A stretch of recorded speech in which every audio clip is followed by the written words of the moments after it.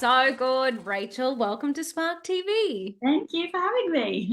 I am so excited to chat and share your story. Let's start out by telling everyone who you are and what you do.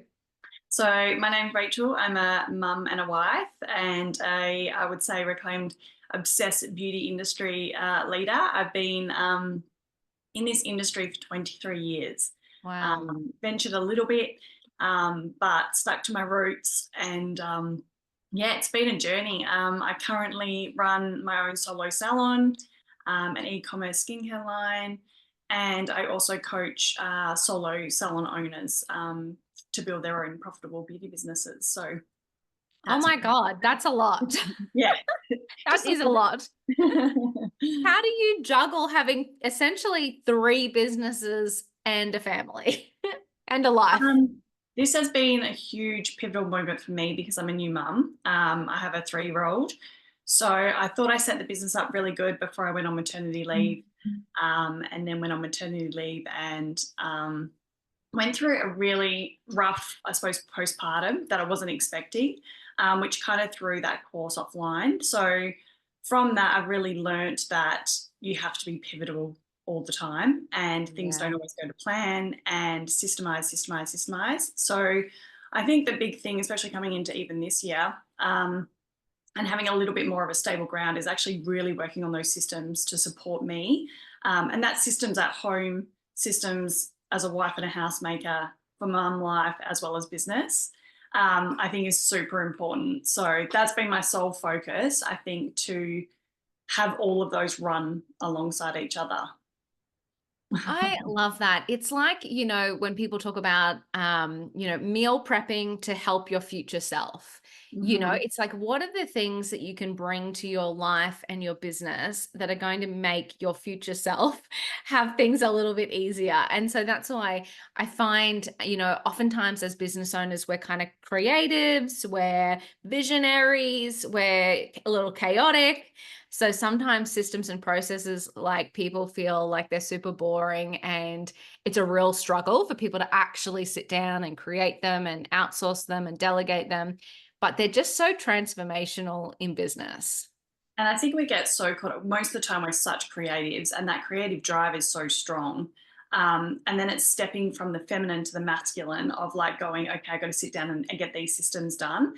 I think also too we get scared stepping into that masculine state because everything becomes transparent, and sometimes we're trying to like bog that down. Um, and so I think I know even in my coaching, that's the one thing I really teach these solo owners is that we need to step in away from that feminine into that masculine and really go through the systems, get transparent because that is what's going to drive that business and keep you grounded as well to know the decisions you make when you are in those creative, times that you're making them for the right reasons. So totally agree. Yeah, I love it. And it's interesting. I love that you mentioned, sometimes we're kind of trying to turn a blind eye to how chaotic our business or life is. But you can't fix things if you don't actually take a good hard look at them, even though it's a bit gross sometimes. And I think you can't shy away from actually doing the work because it's Yeah, all well to sit up here and look glorious. And I think that's where the whole Instagram thing kind of throws business owners. Like it's so easy to start a business now because it looks glorified, but it's hard work. And you've actually got to do the do. Like you've got to get in there and do the work. So, and it's the common theme I see when I'm coaching is that no one knows their numbers or wants to know their numbers because they're too scared because they don't know that side of things. They know how to do that's their business, their treatment, their service, whatever. So it's interesting, and we've all had to go through that, those stages, and learn for ourselves that that's actually where the important things, happen and the growth happens. So definitely. yeah. Oh my God, absolutely. And I think it's like, it's never too late, I kind of feel like sometimes we think as well, like, if I haven't been tracking my metrics or I don't have systems, it's too late for me. I don't want anyone to know. But it's kind of like when you draw that line in the sand and go, you know what, I'm just going to sit down and I'm going to figure out where we're at. It's actually super empowering because it means you can start to make those decisions from a more informed place. Yeah, yeah. And you're not always throwing. I always say to my clients, you're throwing spaghetti at the wall if you don't know your numbers. Like you're Yeah. just hoping it's going to stick, right? You actually don't know. And if you're not looking at these metrics are telling you, and this is how you get fast growth. And so every time, you sit down and go through people's numbers, they're like, oh my God, that was really scary. But now look at my growth and how quick it happens. And it's not about getting rich, quick. It's more so Mm. just like seeing those metrics and being able to act on them faster. When something's not working, change it. And if it is working, accelerate it. So yeah, it's an interesting pivot in business, that's for sure. Yeah, and it's so funny too because I think it helps take the emotion out of things. I always laugh. I'll be having a bad day in business and I'll be whinging to my husband like, "Oh my God, nothing I'm doing is working." And he's like, "Well, okay, so how did you go last month? What are we at for the year?" And I'll say it and he's like, "Oh, so it's not bad at all." You know? I always say your husband isn't your business coach because I Yeah. feel like, women do come with a very emotional approach. And I always say when emotion's high, intelligence is low. And so to Yeah. like have that rant and then step back out of it and look at it, yeah, from a subjective point of view. And it is so hard because it is so easy to get wrapped up in everything else consumed around us to compare and, all those things. So yeah, it is hard. Oh, totally. And even like, you'll just see someone will make an off the cuff comment to you, like a family member or someone on social media. And it's so easy to just get like to derail your whole day or your whole business idea or product launch or whatever it might be. But it's like, that's kind of where I think that the systems and the data and the numbers set you free, Yeah. because you can go, cool, I can put all that to the side because I might have got that nasty comment on Instagram, but I'm actually still making sales and people actually love what I do and I am solving a real problem. Yeah, totally agree. I think that's probably one of the big things I've learned in business is like not listening to that outside noise because Mhm. it does derail you. And exactly like you said, if you know those things, it's empowering you to keep forward and those comments and, seeing someone that might be progressing faster that started at the same time as you, it doesn't become a valuable lesson to you because you're like, well, it's not in my path. So it doesn't matter, what's my goal? Where am I getting to? Well, if that's not part of it, then it doesn't matter. And then when things pop up and you're like, oh, I should jump on this next trend, it's like, no, that's pushing me further away from the goal. Keep going forward. So yeah, it's definitely the systems and the metrics are huge, huge, huge for That growth. is so good. I love it. Now tell me about the e-commerce business because I didn't know that you had that. What is that all about? What is it? So 6 years ago, I started an e-commerce skincare line. That was purely to add or diversify my income streams through the salon, because obviously being a solo owner, it's your max capacity of clientele. So it was to be able to add on sales, but also pick a gap in the market of seeing a lot of brands jumping online that weren't sold by beauty professionals. Mm. Um, so created that and sold that e-com, and then I actually closed it September last year. It just got too much. It's a full-time business in itself, as well as running the salon and then having my toddler.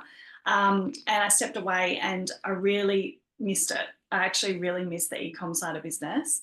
But I've come back on a different scale and we're doing it in a pre-order, monthly order, open, shut, close, and looking at possibly doing like a wholesale to beauty salons only, so that it's salon only, just to get back that professionalism and that prescription style skincare, yeah, offering. So we've just started 2 months ago, so back running, yeah, Wow. putting that in. So it's been great.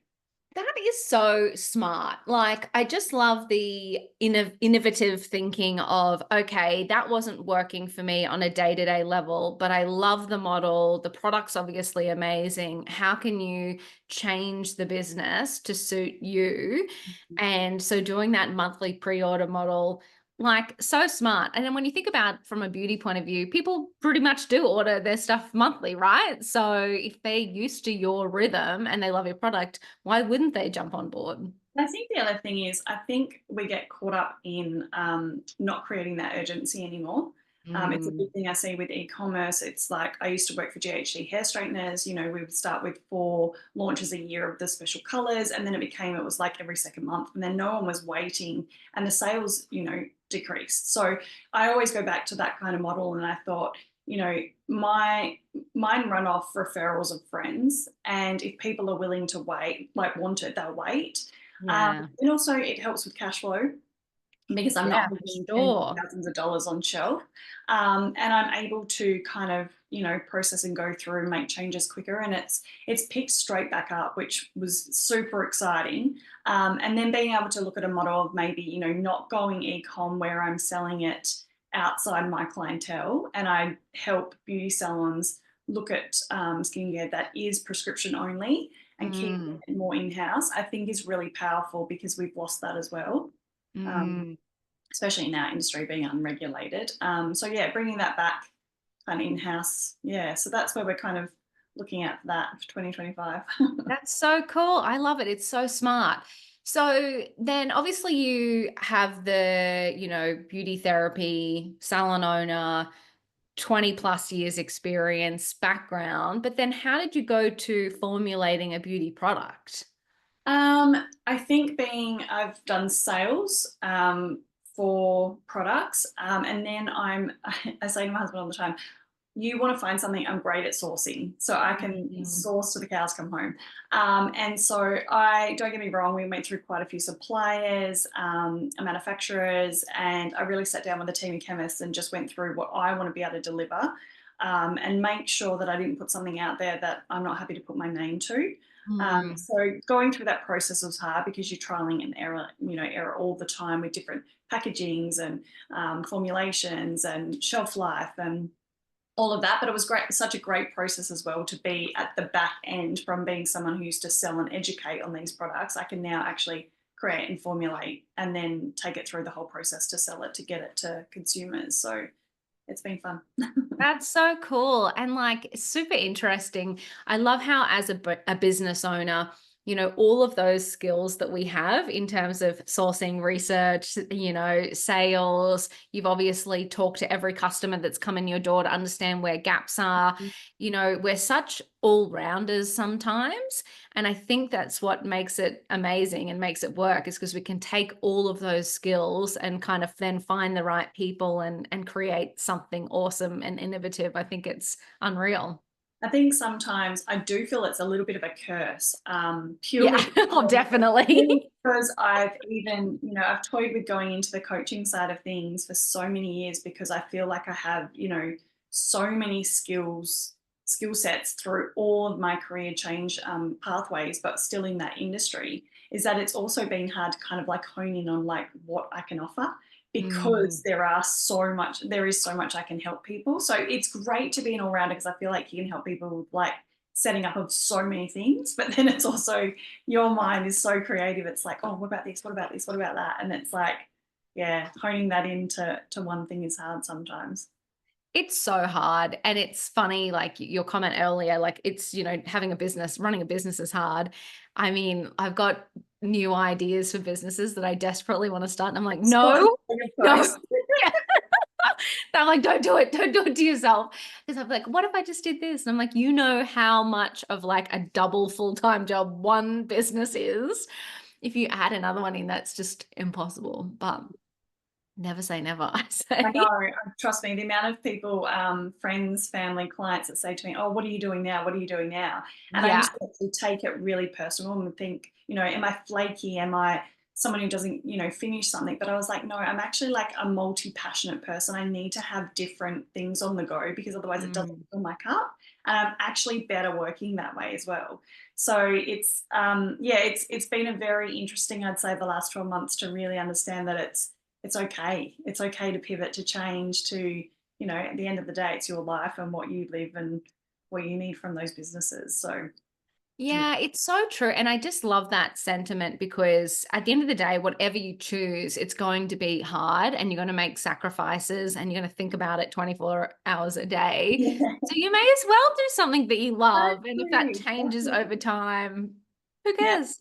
Like they say, choose your heart. That's what you've got to focus on, right? Yeah. Oh my God. I love it so much. So, what do you think the biggest challenge has been for you over the last 20 odd years of running multiple businesses? Um, I actually think it's probably the confidence piece Mm, in all business, because I think once again, like honing skills, all those kind of things, I think it's the confidence to just be yourself.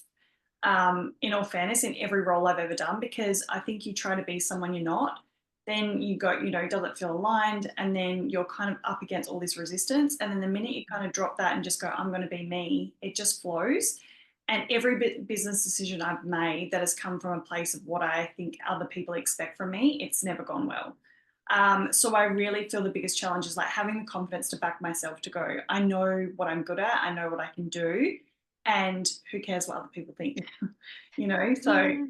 that's probably, for me, in all honesty, the biggest challenge that I've had. I really love that sentiment. I was listening to a Boss Babe podcast episode earlier this week, and it was really interesting. They were talking about, so, oftentimes social media, we compare ourselves to everybody else, and a lot of the content that's out there nowadays is quite cookie cutter. And one of the things that they said was really around, your personal brand, and when there's a founder led brand and showing up as yourself and having that confidence. And it's like, that's where the cut through happens. That's where you can just be yourself and back yourself. That is where the cut through, that is where it starts to look different. You start to attract the right people. So figuring out how to get founders or business owners to find that confidence to just show up as their messy selves, I kind of think is the key for businesses cutting through. I can't agree more. And the only reason, the thing that really jumps out to me is I have just done this myself in the 360 in the last 3 years since becoming a mum, because becoming a mum has never, my husband said, you're such a confident person. Then becoming a mum, you've never seen so unconfident before. And you doubt Wow. yourself as a mum all the time, Oh, right? You're doubting yourself all the time. So I thought, my brand's always been my name. It's been who I am. I stand behind that. And then I had this time when the skincare, I was like, I don't want to be attached to it. I don't want to own it. I don't want my name. I want to change it. And I changed it. It was the worst thing I could have done. I thought by stepping back and by not being me and having something to kind of filter me to the world is what was going to work. And now we've literally just gone through like a rebrand and come back to my name, house everything under that. And that really showed that, I know what I love seeing with people. I don't like seeing business names. I like seeing who they are and what they do and what they're about. And that was another thing of like that mask of confidence is like motherhood kicked my ass. And now I'm like, no, I need to get my power back. And that is that confidence in like, I'm happy to show up to the world of who I am and what I'm about. So that exactly that story you've just told is exactly what I hope to empower other solo owners to do for themselves, because we often hide behind these masks that we just don't need to. No one wants to see that. no, well, and it's so interesting because even like, so the young kids these days, the Gen Zers, it's how they shop. Like they want to know the story behind the brand. They want the behind the scenes. They want to see the messy middle, the building. Like that is where those consumers are putting their money, And you think about even us. So I'm not going to categorize you. I'll put myself in the millennial bucket. But it's like, when you hear a story, that's what compels you to look further into a brand. Not, you're right, not a logo, not a brand name, not a random word that you don't identify with. But when you see another person, another human showing up and telling their story, it is the thing that makes them so unique and stand out and gives you that kind of level of curiosity to find out more about what they do. Exactly. And that relatability of like, they're a human. Like, I think Mm. that's the other thing is like, gone are the days where even big brands are now starting to, personalize themselves and attach themselves to something, whether that's Mm. an ambassador or something to tell a story. So you can see that storytelling piece is huge. And I think 2025, you'll see a massive shift, I think, with brands with that storytelling piece. It's what everyone wants to see. You see the extension of carousels even on Instagram, going from so many slides to 20 slides because I want that story. Yeah. Um, And and I even the text, everyone's writing over the top of their pictures now to tell that story. Yeah, which is Yeah. great. And I know it even captures me to be able to sit there and, watch, because we're all so fast. We're not consuming information like we used to. It's so fast paced and so, snippets and small. And so yeah, it's definitely I really strongly believe about that confidence piece in yourself in order to show Mm. up to the world the way you want to. And showing your business and your brand that same way. Like, there's no point trying to be someone else. Yeah, people can see through it, right? Mm. So, And mm, you know, because it doesn't feel right, it doesn't sit right with you when you put content out there or you try and yeah, do something that's not aligned with who you know, who your brand is, you feel it. So oh, totally. so And it's hard enough to show up online if you don't believe in like the thing you've created for yourself. Was there anything that helped you get that confidence back? So when you were going through that process and you were feeling a little bit like, I want to hide behind the mask, and then you went, no, I don't think so. Was there anything that helped you break through?